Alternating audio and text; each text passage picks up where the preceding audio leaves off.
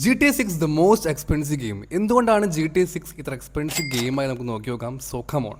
GTA 6 നിങ്ങൾക്ക് 65% ബിൽഡിങ്ങിൽ കയറാൻ പറ്റുമെന്നാണ് ഒഫീഷ്യൽ പേജ് പറയുന്നത്. ഏകദേശം 700+ ബിൽഡിങ്ങിൽ നിങ്ങൾക്ക് എൻട്രബിൾ ആണ് എന്നാണ് പറയുന്നത്. എന്ന് പറയുമ്പോൾ GTA 5 കളിക്കുന്ന ആൾക്കാർക്ക് ഇത് ഭയങ്കര ഹാപ്പി ന്യൂസ് ആയിരിക്കും. കളിച്ചവർക്കറിയാം അല്ലേ. അടുത്തത് GTA 6 പോലീസിൻ്റെ അവൈലബിലിറ്റി കൂട്ടിയിട്ടുണ്ട്. നിങ്ങൾ ഇനി എവിടെ പോയിട്ട് അലമ്പുണ്ടാക്കിയാലും പോലീസിൽ വരാൻ വളരെ നിമിഷം മാത്രം മതി.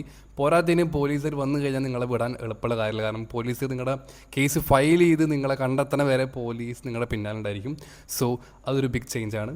അടുത്ത കാര്യം, നിങ്ങളുടെ ലൈഫ് സ്റ്റൈലും ഫുഡ് ഹാബിറ്റും അനുസരിച്ചായിരിക്കും നിങ്ങളുടെ ക്യാരക്ടറിൻ്റെ വിസിബിലിറ്റി. സോ നിങ്ങൾ കൂടുതൽ ഫുഡ് കഴിക്കുകയാണെങ്കിൽ നിങ്ങൾ ഫാറ്റ് ആയിരിക്കും. നിങ്ങൾ കുറച്ച് ഫുഡ് കഴിച്ച് കൺട്രോൾ ചെയ്യുകയാണെങ്കിൽ ജിമ്മിലൊക്കെ പോവുകയാണെങ്കിൽ യു വിൽ ബി മസ്കുലർ.